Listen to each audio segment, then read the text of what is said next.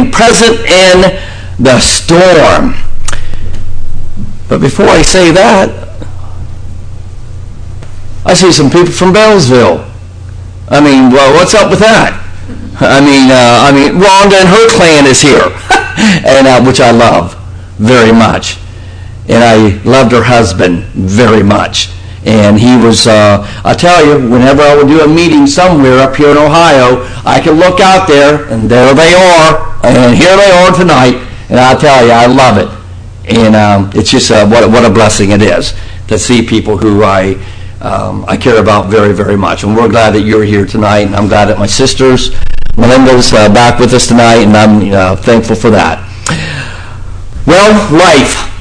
We're talking about preaching Jesus, telling others, and that's what it's about, ladies and gentlemen. We got to let people know the prayer, right on, spot on, young man, spot on.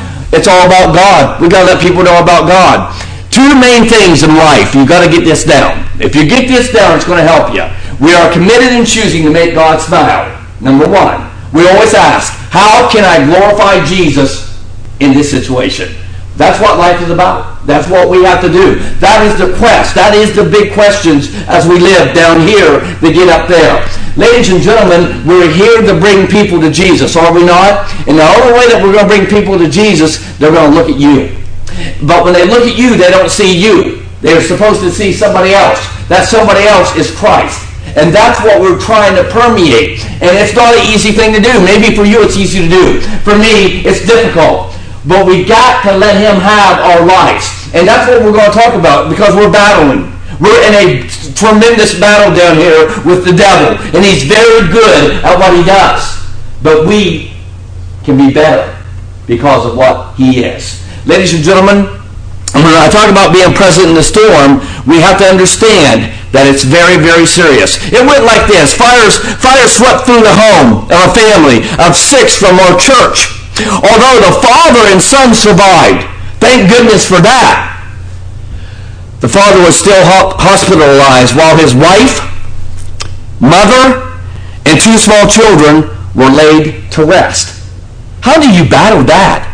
How do you battle? You're in the hospital and you have burns over 95% of your body, and they're being laid to rest while you're fighting for your life.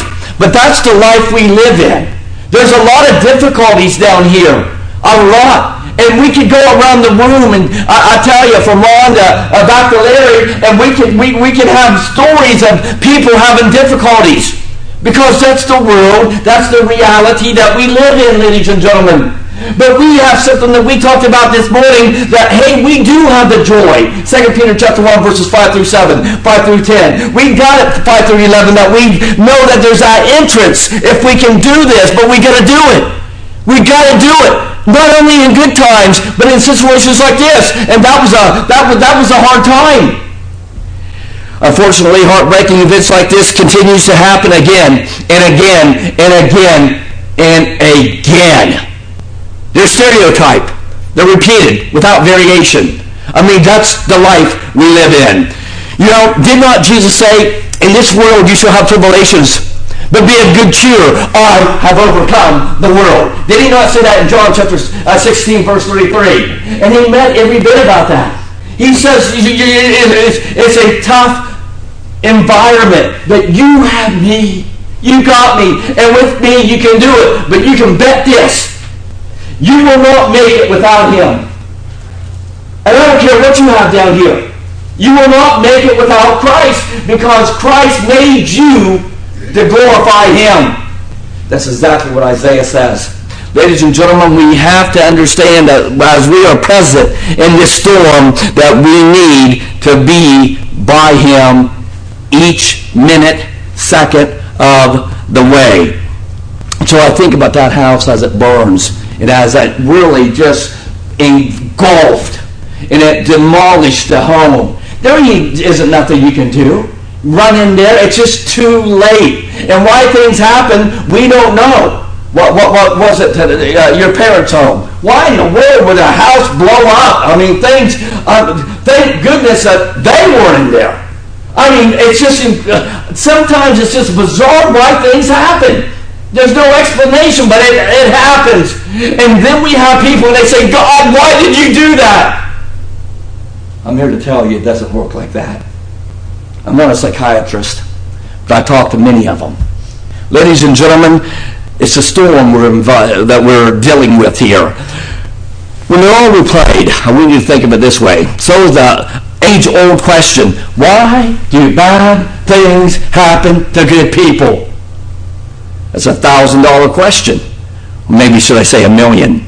As even my neighbor Tommy Malloy, which was a baseball, basketball coach, football coach for 40 years, 50 years of his life, my neighbor, right next door. He is deceased now, but what a neighbor he was. Now his wife, Beverly, was just from West Virginia, but what a wonderful lady she is. But he would tell us, but Danny Allen, why does bad things? Why I can't understand that. Now I can stand it. I can get it that bad people, they need to be put in jail, but good people. Why is this happening to you? Why? You guys are good people. Why does your wife go through? Why? Good question, isn't it? Why? And why? And it doesn't surprise us that this old question doesn't have new answers. I thought about that. I look at the Bible from the Old Testament to the New Testament. I look and say, you know, God, I know you are the quest of life. I get it. And God's been very good to me and my wife.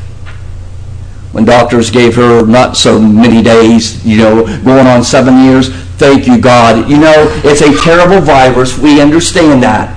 But I'll tell you something. The key is this. Be prepared to die in the Lord.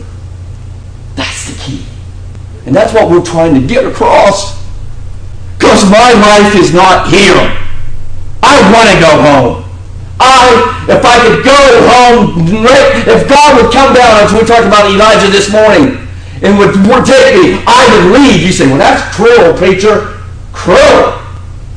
You should have that moxie inside of you, that it's burning inside of you, that there's no one that's going to stand between you and your God. You say, well, I have family now. Get on that other side.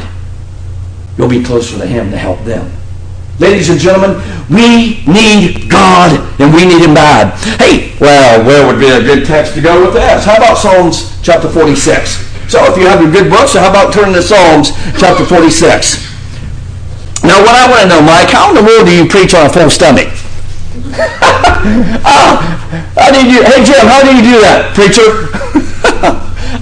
Because I still have my stomach is still doing really well. Really well. Love it. So in Psalms chapter 46, what a comforting chapter. So comforting. I thought we would facilitate it by using this to maybe answer that question. Why does it happen? Are you there? God is our refuge and strength, a very present help in trouble. Wow. Therefore, will not we fear, though the earth be removed, and though the mountains be carried into the midst of the sea, though the waters thereof roar and be troubled, though the mountains shake with the swelling thereof. Selah. Amen. There is a river, the streams whereof shall make glad the city of God, the holy place of the tabernacles of the Most High. God is in the midst of her. She shall not be moved. God shall help her in that right early. The heathen rage. The kingdoms were moved. He uttered his voice, and the earth melted. The Lord of hosts is with us. The God of Jacob is our refuge. Selah. Come, behold the works of the Lord. What desolations he hath made in the earth. He maketh wars to stop, to cease, unto the end of the earth. He breaketh the bow. He cutteth the spear in sunder. He burneth the chariot in the fire. Be still. Did you see that? Be still. That's hard for me to do. That's my problem. This This man is always moving. I know you can't imagine that. Always going places. Hospitals. Hospice. Always doing funerals. Always just going. The life of a preacher. Oh, it's just so joyous. Always going to people that don't want you to come and see. Here he comes again. What's he want? Put the blade and close the windows. Be still and know that I am God. I will be exalted among the heathen. I will be exalted in the earth. The Lord of hosts is with us. The God of Jacob is our refuge. Amen. Can you see the greatness that we have? That Jesus, you can do it, Danny William Allen. You can do it, Melinda. You can do it, Janie. You can do it, Rhonda. You can do it. What a wonderful, wonderful text. All things change. Recognize the psalmist. That's what he's saying. Things are changing. Did you see that in our text? This is not conjecturing up here. This is giving you book, chapter, and verse. This is not my thoughts, my opinions, my think-sos. This is what he says according to Matthew 28:18. This is his authority. Worst of all, things are inherently unstable. This world, that's the way it is. Including the earth itself, its mountains and its seas, and the nations, and the people on the earth. Oh, we're just one big happy family. Just like the song, we are a family. Just happy and hunky-dory, aren't we? I just wish it was like that. I mean, we got issues every which way. A lot of us, we have issues in our own families. Sometimes when you become a child of God, you know what happens to you? You get ostracized. They cut you away. Has that ever happened to any of you? If not, you're fortunate. But I know a plethora of people it has happened. But nevertheless, they love their God. And nothing's going to steer them away from their God. Isn't that wonderful? I mean, a turmoil place that we live in, this is no utopia, but we got God. Why can't we get excited that we got God? I mean, we should be just the most joyous, as Jim told me, as he was talking about, the way it should be, we should love Christ, and then we should love others, and then ourselves. And an acronym with that would be JOY, J-O-Y, Jesus, others, you. And that's the way it should be. And Jim, you were exactly right. The world we live in. Only God is a stable refuge. And that refrain serves as an incluso surrounding this section of the Psalms. I don't know if you caught that. It shows up also in the middle of the stanza, just as God is in the midst of the city in verse 5. You don't see God? All we have is trouble everywhere. God's in the midst of the city. God's everywhere. God's good. God is loving. He's the great. He's omnipotent. We know of his presence being omni. Earthquakes and floods may inform the psalmist's view here, but the trouble goes beyond those events. He realizes this. Particularly disasters are signs of the eruption of the chaos that threatens God's creation and puts in danger. I mean, we see it. I'll tell you what, ladies and gentlemen, it's just the way it is. But yet, the truth that the psalmist puts forth in Psalms 46, all this stuff going on, and you know what he says? The truth. He gives you the truth. The simple, plain truth. You know what I wish? I wish that when we get up and we preach, we just give people the simple, plain truth. But what we want to do, we want to shake them, and we want to impart some miraculous gift and say we have all this and all that. We are nothing. Nothing. It's all because of him that we move. And never forget that. And I'm not saying that to be condescending or degrading or belaboring preachers. I'm saying that we've got to remember who we are, or we'll forget where we came. We came from him, ladies and gentlemen. He has been replayed over and rehearsed and embraced repeatedly throughout the years. God is our refuge and strength, an ever-present help in trouble. Where's God? Where's he at?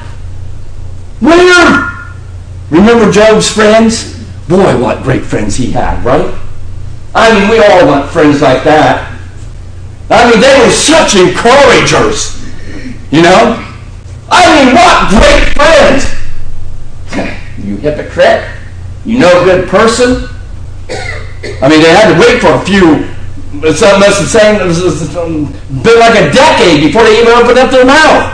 But then when they opened their mouth, they sure did open their mouth the other day. It's you! The only righteous one around. You're the problem! Oh, great friends.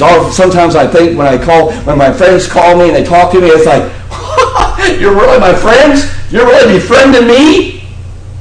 Oh, ladies and gentlemen, we should never, I don't care how much you hate the person, you should never decimate a soul. Never. Never. God made that person. And he might be wicked. But God didn't make that wickedness. The devil did. Fight through it with love. Folks, the conditions described in verse 2 and 3 are cast for... when you think about how it is... I don't even know what the word you can use to put in there. Definitely catastrophic. But I'm telling you, it is beyond catastrophic. I mean, earth and mountains moving and the sea, water raging. I mean, hey, living in Florida for over 20 years of my life, 10 years as a tent, and another 10 years as a tent, I have seen the raging waters. I have been out in the waters when they were raging. I have been deep sea fishing and going for that big grouper. Don't get jealous. It's all right. I've been out there, okay? And I've been out in those waves, and it's like, oh. You ever get car sick, anyone? I know what it's like. Forget about that grouper. Forget about that dolphin. Forget about that cobia. Let's get back in. I have seen the waters rage. Do you see the parallel that the psalmist is using? Ladies and gentlemen, he uses this beautiful handiwork of God, Psalms 19 verse 1, that show you who is in control. We have mountains, and I'll tell you what they do. They just go every which way. Volcanoes over in Hawaii, and they just explode, or Japan, or wherever you're at. And it's like you see the power of God. The power. You're so awesome, God. God is in control of all this. He's in control. That's what Isaiah, the prophet, said. Oh, I know you know that. You're a good Bible student, so are you not? I mean, he said, I formed the light. I created the darkness. I make the peace, and I created calamity. I'll tell you what, that word is evil in the King James Version, and people say, well, what is God? You're misinterpreting the scriptures, ladies and gentlemen. Take that Hebrew word, calamity. And all that means is things like tornadoes, hurricanes. God is in control. I, the Lord, do all these things. And people have a problem with that. Sometimes I wonder, sometimes I don't know if God is talking to us. I just don't know. But it really doesn't matter what I don't know. But it does matter what he says, doesn't it? Doesn't it? And I don't care what he does to open our eyes up. Just so he opens our eyes up before we close our eyes shut. We gotta make it. You gotta make it. We gotta encourage. That's what the young man preached or prayed about. May he encourage us tonight. That's scriptural. We need to edify one another, do we not? We need to tell one another, hey, good job. The singing was great. The singing this morning was great. The singing tonight was great. But we'll say, oh, really? Yeah, really, right. It was great. Whenever you're venerating, worshiping God, extolling God, why would it be bad? He's He's up there saying, thank you. He's creator of all. Brother, we shudder when we imagine being in the midst of the storm conditions poetically pictured here, don't we? This is what's going on in this text in Psalms 46. But sometimes we do find ourselves there. We battle. In the swirling throes of terminal illness. I know what that is like. I know. I know about sympathy. I know about empathy. I know.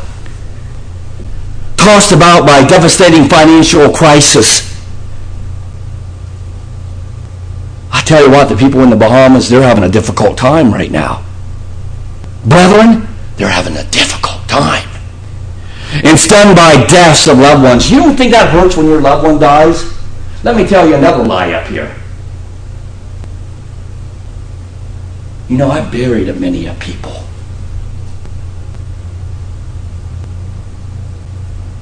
And it's always hurts me.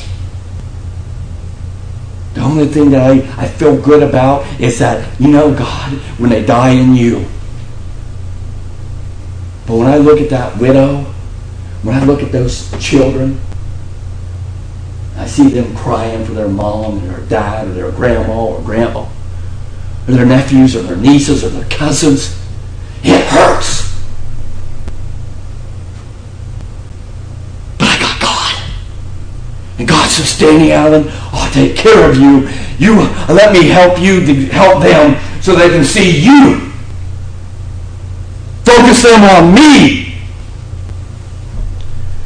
It's tempting to rationalize that the presence of trouble means the absence of God, doesn't it? God, where are you at? Where are you at, God? When I'm going through this pain, where are you at? That's what we see in Psalms 46. Where are you at, God? You didn't get that in that script? What are we getting in that script? But the truth of the Scriptures counter such notions. You know, we see in 1 Peter 5:7, there we go again. There's Peter. We talked about him this morning. You can do it, he says in verse 10. You can do it. You won't fall, he says. And here he says in 1 Peter 5:7, you know the verse, cast all your cares upon him because he cares for you. Do we forget it? It's such a small verse. Do we not get the small verse? That God says, I will take care of you if you'll let me to take care of you. But you hear another voice. Hear me out, people. Hear me out. It's almost like, I don't know what to do. I know I shouldn't do it, but I do it. I shouldn't act that way, but I act that way. It's almost like an enigma, a puzzle. It's almost like, what am I thinking? What am I doing? Because that's the way sin works, isn't it? He cares for you. What a comforting verse. You know who taught me to memorize that verse, ladies and gentlemen? She has been dead for a long time, but she still lives in my heart. A lady by the name of Joyce Shoemaker. I love her. Love her. I love her daughter.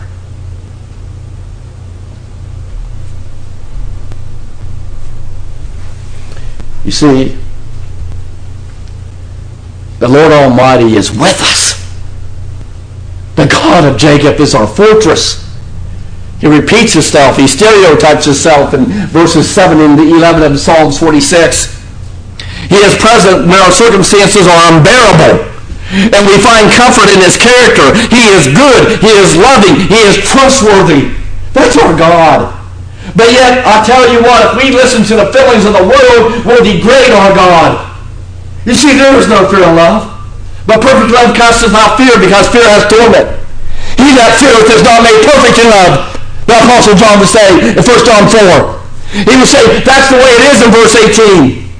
If you have fear, you're not walking in God. And by the way, we love him because he first loved us. Isn't that the truth of the matter? Ladies and gentlemen, why do we blame God? Satan is, we're falling for the bait. If Satan is good at deceiving, I mean, he's only the father of lies, according to John 8, verse 44. He's good at what he does. I know this firsthand because I fell flat on my face as a preacher many, many times. I let people down. I wasn't there for people when I needed to be there for people.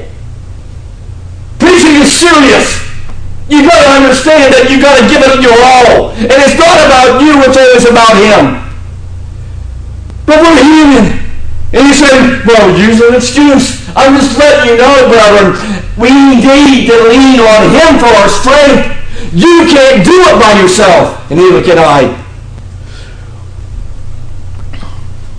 When did a challenge in life cause you to question if God was present? What's your challenge?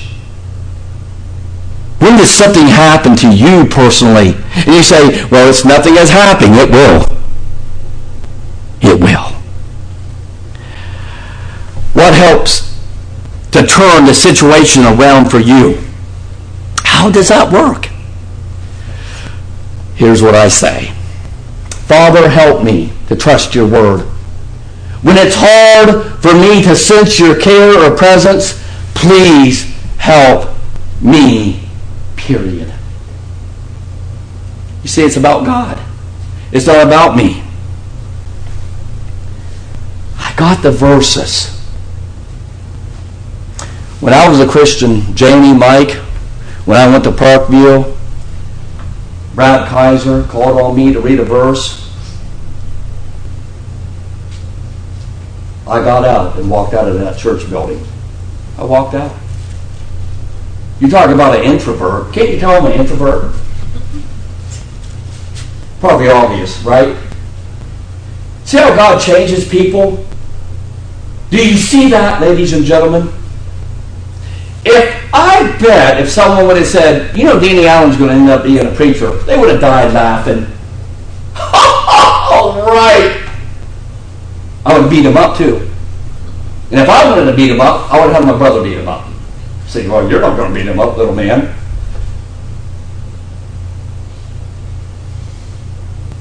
But I'm serious. I didn't have that love for other people the way I needed. Well, I'll tell you what. Martha caught my eye. She sure did.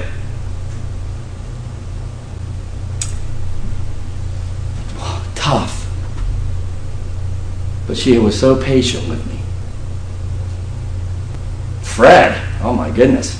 I think he wanted to decapitate my head. Cut me up, you know, but Joyce, he's a leader. Fred, he's going to be a leader. He's going to be a leader. He's going to be a leader. A leader.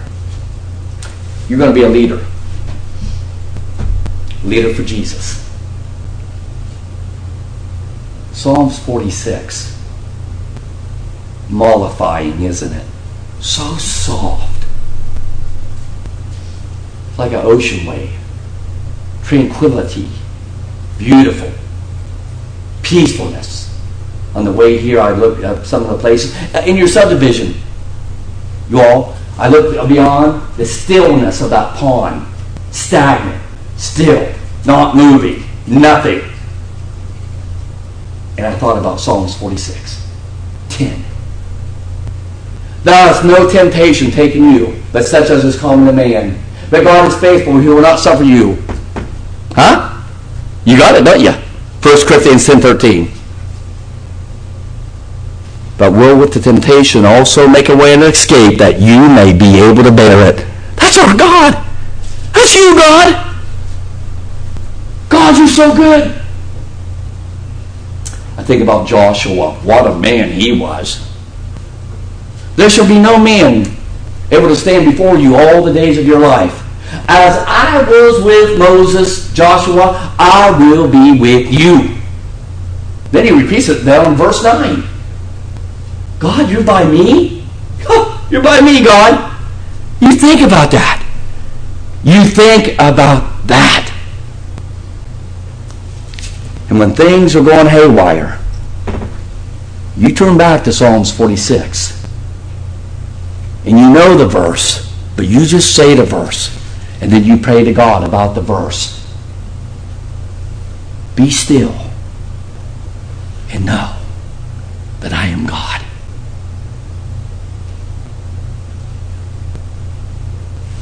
He will take care of you. Do you believe it? Because believing is a work. John 6:29. We need to show people the joy of Jesus. Preaching Jesus, telling others, starts with you.